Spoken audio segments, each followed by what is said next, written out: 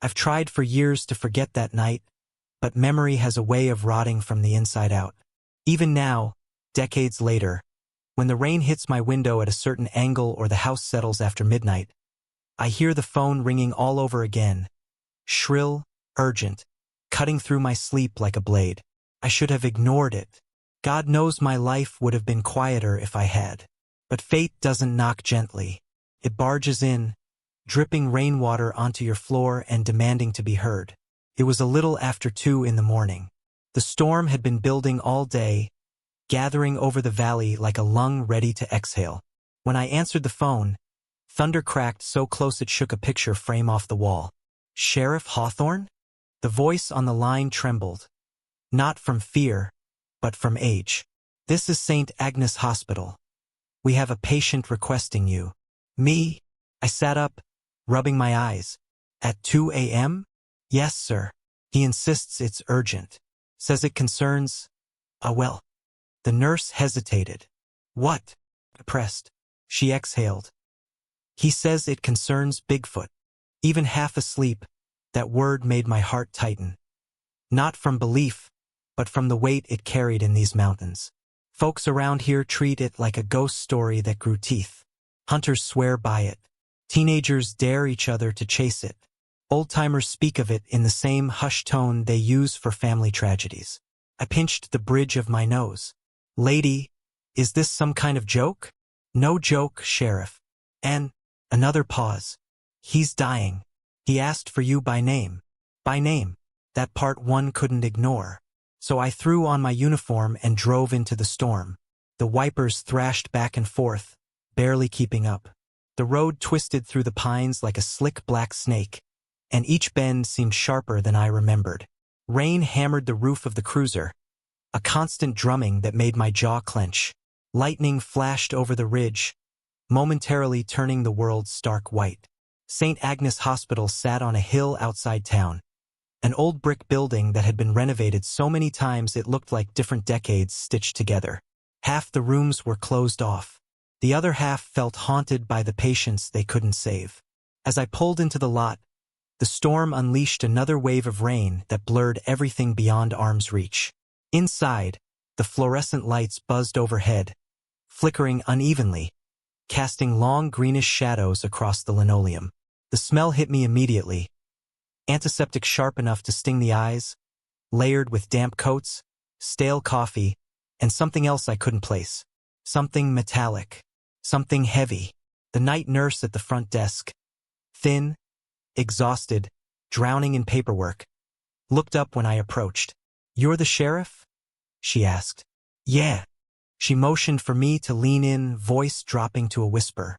"His name is Elias Turner. Says he knows you."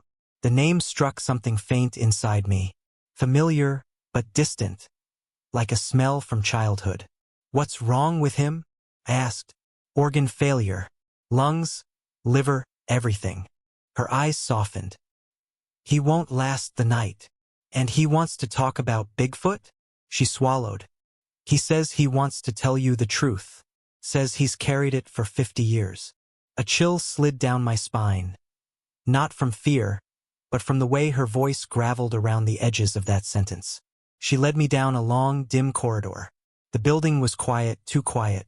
No pages over the intercom, no chatter from nurses. The storm outside made the windows rattle, and each thunderclap made the lights flicker. The only steady sound was the distant beeping of machines, hollow and rhythmic, like a mechanical heartbeat. We passed closed doors, some with shadows moving behind them, some perfectly still. The further we walked, the colder the air became. I pulled my jacket tighter, my boots echoing off the tiles with a sound that made the hallway feel endless. The nurse stopped at room 12C. "Just be gentle," she whispered. "He's frightened." That word struck me harder than I expected. Frightened. At the end of a life, after years of secrets, after whatever he'd seen, frightened. She cracked the door open. Darkness swallowed most of the room. Only the faint blue glow of a heart monitor illuminated the figure lying in the bed, a gaunt silhouette under thin blankets. The beeping was slow, irregular, a mechanical metronome counting down the last minutes of a man's life. Rain streaked the window behind him. The storm outside groaned like the whole mountain was shifting its weight. The nurse squeezed my arm once, then left us. I stepped into the room slowly. The man in the bed stirred, his breath rasping like paper tearing. "Sheriff Hawthorne?" he rasped. His voice was fragile, but his eyes, sunken, fever-bright, locked onto mine with astonishing clarity. "I knew you'd come." I pulled a chair to his bedside. "You said it was urgent. You said you knew something about Bigfoot." He let out a tiny, broken laugh. "Not new, Sheriff." His lips trembled. No. Asterisk. He leaned forward an inch, his frail body shaking from the effort. "I know where Bigfoot came from." My mouth went dry. "And before the night ends," he whispered, "you will too." Lightning flashed outside, and for the first time in my life I felt genuinely afraid to hear the truth. I sat beside Elias Turner as the storm clawed at the hospital windows, turning them into trembling panes of black glass. The only light in the room came from the monitor's blue glow and a dying fluorescent bulb in the hallway that buzzed like an anxious insect. The rest of the room sank into shadow, thick, soft, almost fluid, like the darkness had been waiting for this conversation longer than either of us had been alive. Elias's breathing came in shallow waves, each breath ending with a faint rattle that made my chest hurt just listening. He was thin in a way that didn't look human anymore, skin folding over bone like parchment, eyes too large for his face. His hands, frail and veined, twitched as if holding something invisible. But when he looked at me, it was like staring into a furnace. Weak body, burning mind. "Sheriff," he whispered, "I don't have much time. I need you to hear me, and I need you to believe me long enough to understand." "I'm listening," I said. I didn't add "I don't believe you yet." But the truth hung between us, obvious as the smell of bleach and rain-damp clothes. He wet his cracked lips, looking toward the dark ceiling as if remembering something too heavy to lift. "You ever wonder," he said slowly, "why Bigfoot is everywhere and nowhere? Why the stories never match? Why prints appear for miles, then vanish? Why witnesses go missing, or change their stories?" I didn't answer. I'd heard plenty of tales. Drunks, hunters, teens, old miners, but never anything that fit together. Never anything that sounded like truth. Just smoke. Local legends twisted by fear and imagination. Elias shook his head gently. "That's not coincidence. That's design." Design. The word sank deep, like a stone dropped down a well. "You're telling me Bigfoot is real," I said carefully. "And someone, not someone." He stared at me. "Asterisk us. Asterisk humans. We made it possible." My heartbeat stumbled. He saw the doubt in my face and let out a soft, humorless chuckle that turned into a cough, flecks of red appearing on the sheet. "You think I'm delirious? I would too." His voice cracked. "But I need to tell you what I saw. What I did." He lifted a trembling hand. I steadied it against his chest so he could breathe easier. The warmth of his skin surprised me. He felt feverish, burning from the inside out. "When I was a young man," he rasped, "I worked for a branch of the military that didn't officially exist. Field logistics, cleanup, containment. Not glamorous work, but important. I was stationed up north, close to the Cascades. Remote, secluded, cold. Exactly the kind of place the government uses when they want the world to forget something." He paused, eyes searching mine, begging me to stay with him. "They told us we were monitoring seismic activity, studying fault lines, but that was a lie. You know what was really happening up there?" I didn't breathe. "We were watching the woods." His voice lowered to a trembling whisper.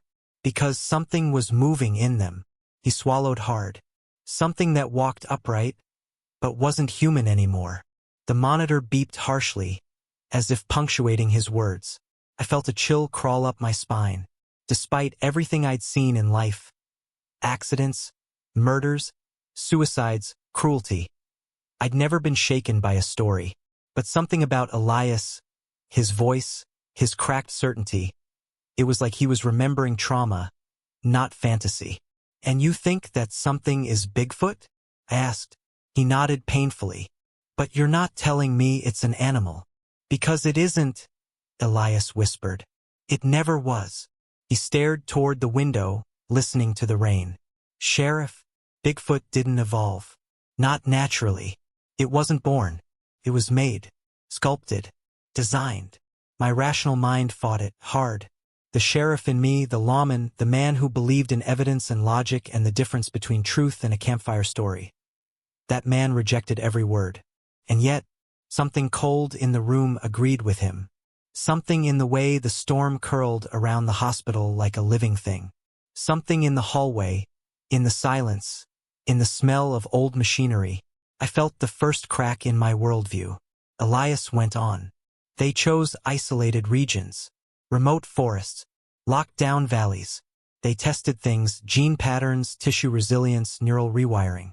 And eventually they succeeded." His voice shook with remembered horror. "They made something that could survive anything." I felt my stomach tighten, my throat dry.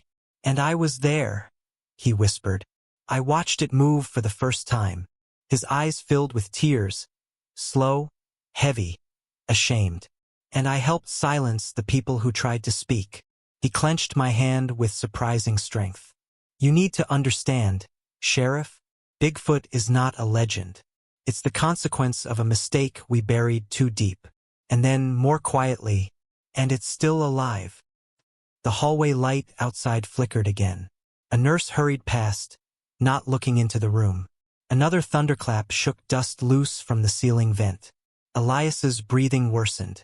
He gripped my wrist like a drowning man clinging to driftwood. "Listen to me," he pleaded. "Everything you know about the creature, every story, every sighting, those are shadows, echoes. You haven't heard the truth yet." "Then tell me," I whispered. "I will," he said, trembling. "But not all at once. If I start too fast, I won't finish. And you need to hear everything." Lightning lit the room in pale blue. He closed his eyes for a moment, gathering strength, and when he opened them again, they were burning. "There's a reason I called you," he said. "Not the deputies, not the feds. You." "Why me?" I asked. His answer chilled me more than the storm ever could. "Because you've always believed the mountains hold secrets. I've read your reports. I know what you've seen. And because—" he inhaled sharply, grimacing. "Because the creature knows you." My chest tightened. My hands went numb. "I don't understand," I said. "You will," he whispered. "By the time the sun rises, you will." The monitor gave a long, irregular beep, warning him he didn't have much longer. Outside, the storm raged harder, wind clawing at the windows as if trying to get in. Inside, the darkness pressed closer. And Elias Turner, dying and feverish, looked me in the eyes and said, "Sheriff, Bigfoot remembers what happened to him. And he's coming home." His breath hitched, his grip loosened, but his gaze never left mine. For a long moment, Elias didn't speak. He lay there trembling, eyes fixed on something I couldn't see, something hovering between memory and nightmare. The rain outside softened to a steady hiss, like static leaking into the world. The hospital lights flickered again. I could hear my own pulse. I could hear his fading one. And beneath everything, I swear I could hear the quiet breathing of the building itself, as if the corridors were listening. When Elias finally inhaled, it sounded like he was pulling air from a well of pain. "Sheriff," he murmured, "I need you to understand.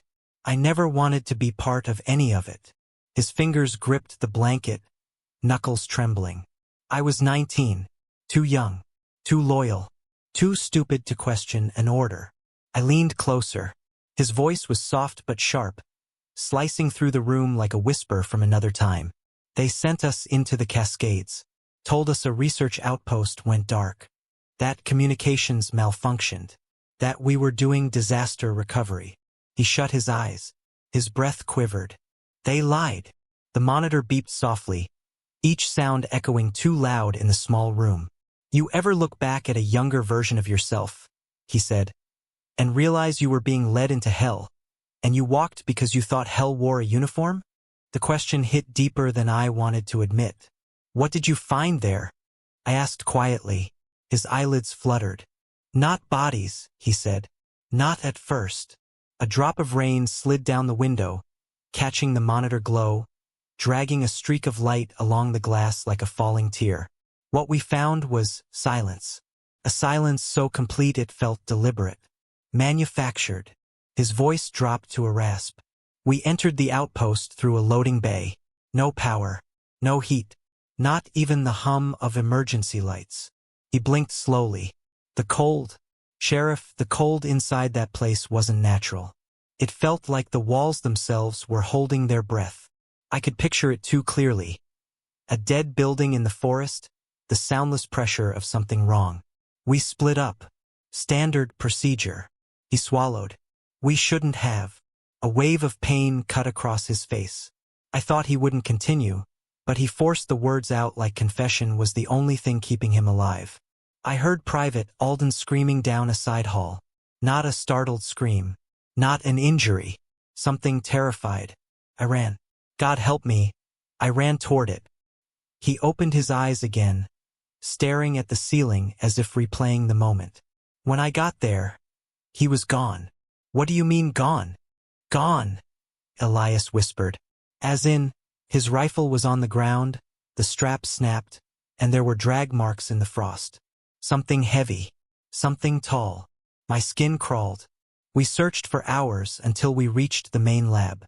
The door was sealed, frozen shut. We broke through. He shifted weakly, as if his body remembered the terror. Inside, the air smelled wrong, like antiseptic mixed with wet stone. I remember that smell even in my sleep. The rain intensified outside, as if punctuating every sentence.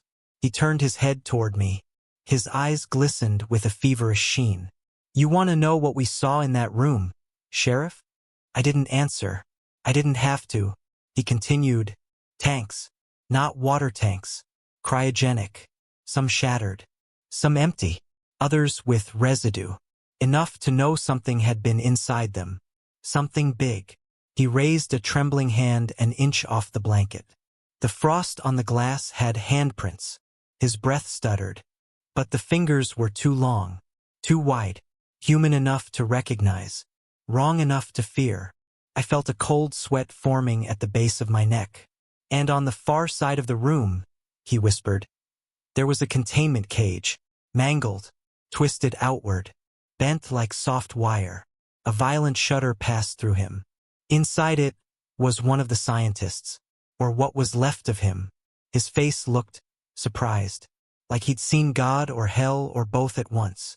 He wiped tears from the corners of his eyes with his wrist. You have to understand, I wasn't trained for that. None of us were. But the worst part wasn't the room. It wasn't the tanks. It wasn't even the body. He looked directly at me, directly into me. It was the footprints. Lightning flashed, illuminating the room in a burst of ghostly blue. Footprints. I repeated.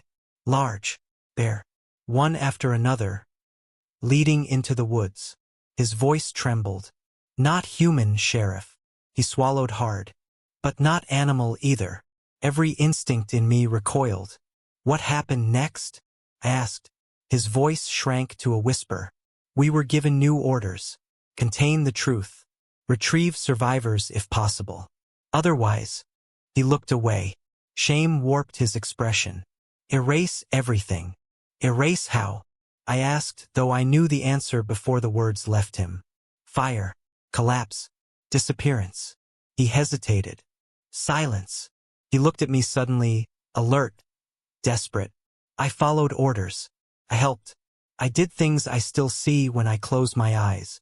His voice cracked. And while we worked, something watched us from the tree-line. Something tall, broad, covered in frost. He breathed out shakily. It didn't attack. It didn't run. It just observed. And you think that was Bigfoot? I said. I know it was. For a moment, the room seemed to tilt, like gravity had shifted. Elias's grip tightened around my wrist.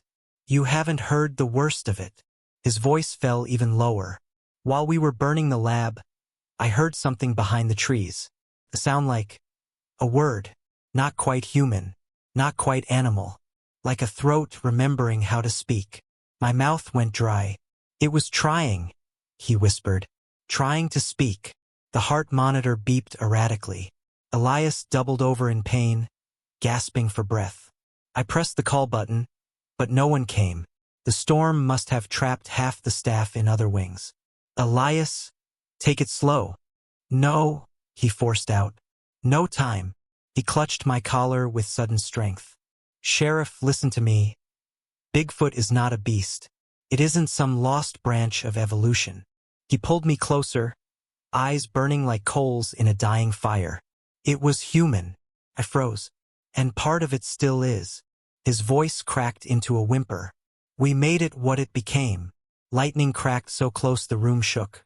Elias fell back against the pillow, breath ragged, chest heaving. And now, he whispered. Now it's remembering. His eyes fluttered. He wasn't finished, but his strength was nearly gone. Outside, thunder rolled across the valley like something ancient waking up. Inside, the sheriff I had been for decades began to crumble, and something colder started to take its place. For several seconds after Elias collapsed back onto the pillow, I wasn't sure he was still alive. His chest rose in shallow, fragile increments, each breath rattling like wind trapped inside a rusted vent. Thunder rolled overhead, long and low, shaking dust from the ceiling tiles.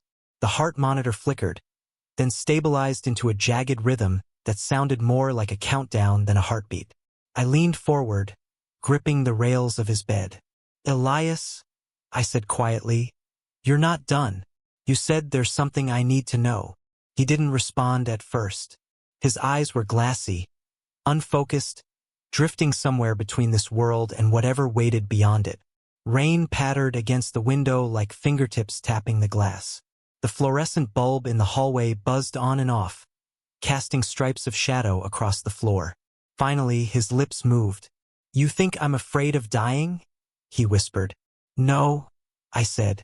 I think you're afraid of dying without telling me the truth. A faint, broken smile creased his face. You always were sharper than the others.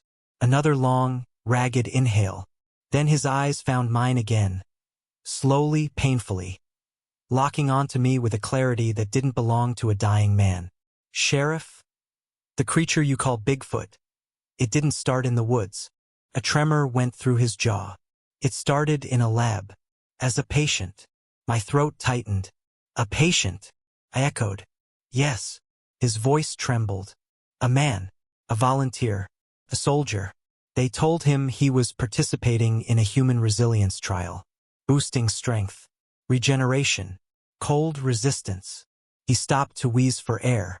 They didn't tell him half the DNA they were testing wasn't human. The room seemed to shrink around us.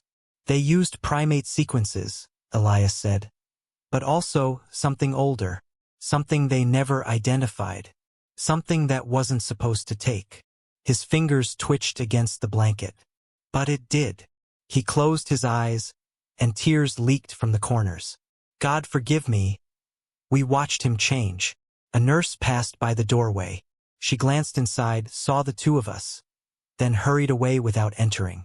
Whether it was the storm, the hour, or something else lingering in the air, I'll never know. But that hospital felt abandoned, like Elias and I were the only living people inside. What happened to him? I whispered. He lasted 9 months before the project was shut down, Elias said.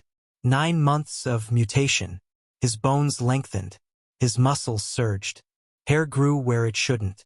His voice... Elias shuddered. His voice broke apart into sounds that made every man in the room freeze. I felt cold creeping up my spine. But he still recognized us, Elias said, voice cracking. Right until the end, he still recognized us.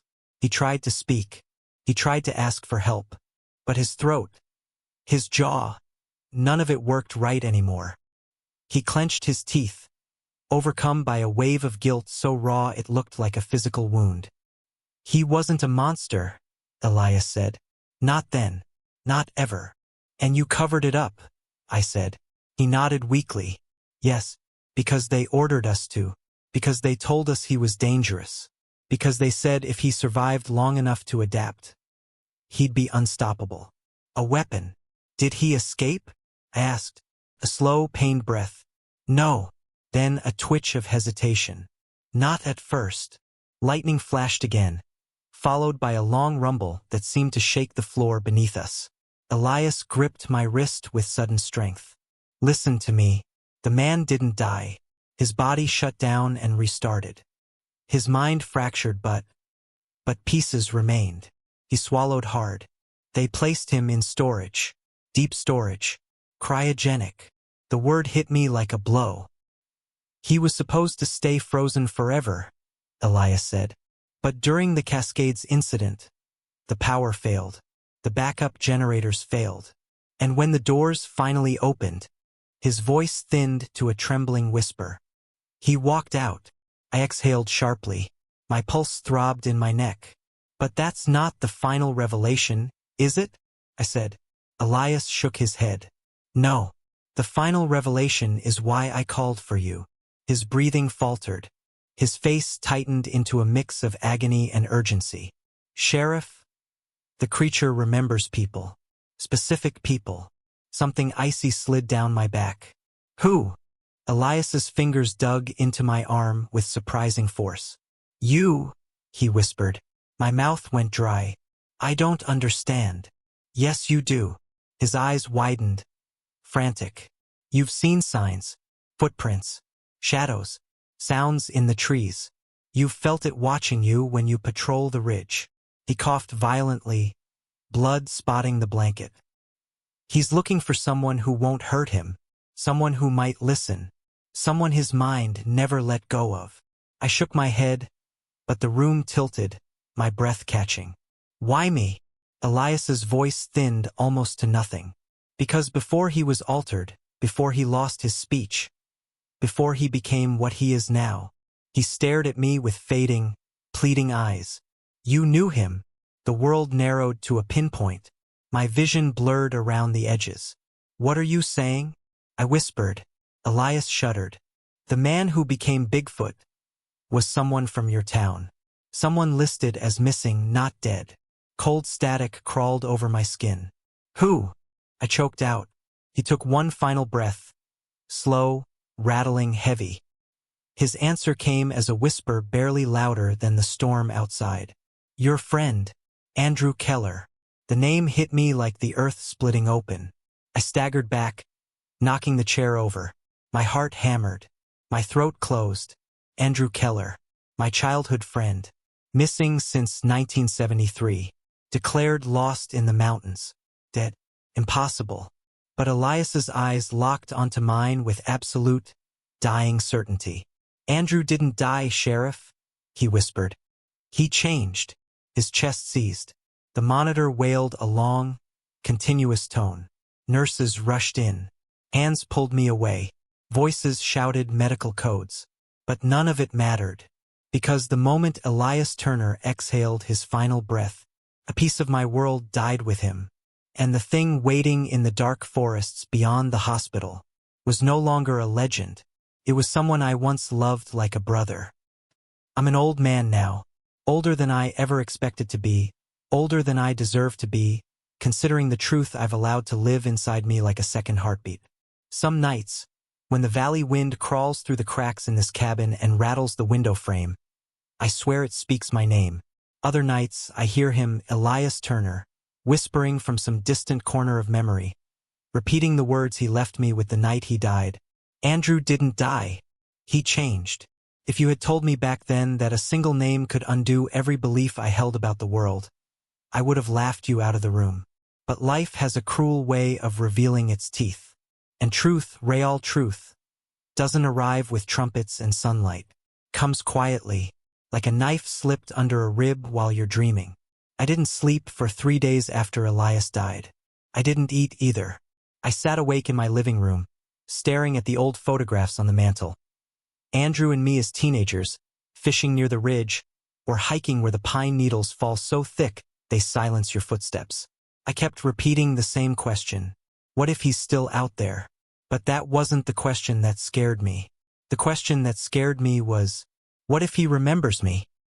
2 days after the hospital incident, someone paid me a visit. 2 men in gray suits, no badges, no agency identified. The kind of men who look at you like they already know the answers to every question you might ask. They asked what Elias told me. I lied. They pretended to believe me. They asked if Elias seemed delusional. I said yes. They pretended to be satisfied. Then they warned me, somewhere between a threat and a courtesy, that discussing the matter with anyone would compromise local safety initiatives. That was the phrase they used. Local safety initiatives. Then they left my house without saying goodbye and drove off into the rain. I didn't see them again, but I knew they were watching the ridge. It was the quiet that changed first. Before the confession, the mountains felt alive. Wind in the pines, birds at dawn, the soft rush of the river. Afterward, the silence settled heavy and strange, as if the forest were holding its breath. People started going missing. A hunter here, a hiker there, a teenager who never made it home after a dare. Each disappearance came with the same signs: footprints too large to be human, tree trunks stripped of bark by enormous hands, deep impressions in the mud, kneeling impressions, as if something waited in the dark. But no attacks, no violence, no bodies, just watching, just waiting. I filed reports, quiet ones that wouldn't draw federal attention. I walked the treeline myself more times than I can count, feeling eyes on me, feeling the woods shift around me. I should have been afraid, but I felt something else. Recognition, a pull, a memory resurfacing like driftwood. There were nights I swore I heard footsteps pacing the perimeter of my property. Slow, deliberate, gravel shifting under tremendous weight, branches cracking under long arms brushing past. Then one night it happened. The rain had been falling for hours, washing the valley in silver sheets. I stepped outside with a lantern, an old habit, and scanned the tree line. That's when I saw it. A silhouette standing between 2 massive pines. Tall, still, broader than any man, covered in shadow and rain. A figure carved out of the dark itself. My breath froze in my chest. I couldn't move, couldn't blink. It took 1 step forward, and the mud swallowed the sound. Another, and another. Then it stopped just at the edge of the lantern's reach. For a moment, the only sound in the world was the rain tapping the lantern glass. Slowly, so slowly, I raised the lantern. The light trembled in my hand. The silhouette remained motionless. But the face, God help me, the face, it wasn't fully human, and it wasn't fully beast. A sloped brow, heavy jaw, hair matted by rain. But the eyes, those eyes were unmistakable. Human, wounded, searching. Eyes I'd seen on fishing trips. Eyes I'd seen laughing at campfires. Eyes belonging to a boy who once pulled me out of a river when I slipped on slick stones. Andrew, my friend, or what he had become. His lips moved just barely, like he was trying to form a word. A sound escaped him, a low, broken hum. Not a growl, not an animal sound. Something almost like speech. Almost. I took a step toward him. He stepped back, not fearful but cautious, hesitant, as if he remembered me but couldn't trust the memory. As if the man he used to be was still there, buried under layers of transformed bone and twisted DNA. As if he wanted to come closer, but couldn't. Lightning split the sky. For a split second, the full image flashed before me. The long arms, the scar across his chest, his breath misting in the cold air. And then, he turned. Not abruptly, not violently, slowly, quietly. He vanished back into the trees like he had never been there at all. The woods swallowed him whole, and I stood there in the rain, lantern trembling in my hand, every part of my life collapsing under the weight of a single truth. Bigfoot wasn't a monster. He wasn't a myth. He wasn't an animal. He was a man, a victim, my friend, and he had come back, not to hurt me, but to see if I still remembered him. That was years ago. Since then, I've seen signs, footprints near my porch, claw marks on trees, a shadow on the ridge during the first snowfall. Always distant, always watching. I think he knows the truth now. I think he knows what was done to him, what he lost, who he lost. And I think he's waiting. For what? I don't know. Forgiveness? Revenge? Recognition? Maybe even a chance to speak. And that's why I'm recording this. Because the men who buried the truth are old or dead now. Because the forest is changing. Because those disappearances aren't coincidences. And because the stories people tell around campfires don't mention what's coming. If Bigfoot ever stops hiding, if he steps out of the shadows for the last time, he won't be coming as a legend. He'll be coming as a man wronged beyond recognition. A man forgotten. A man remade into something the world fears. He'll come looking for answers. For justice. Maybe even for me. So listen carefully. If Bigfoot learned what happened to him, he won't hide forever. Asterisk asterisk. And when he finally steps into the light, I pray to God I still recognize the man behind those eyes.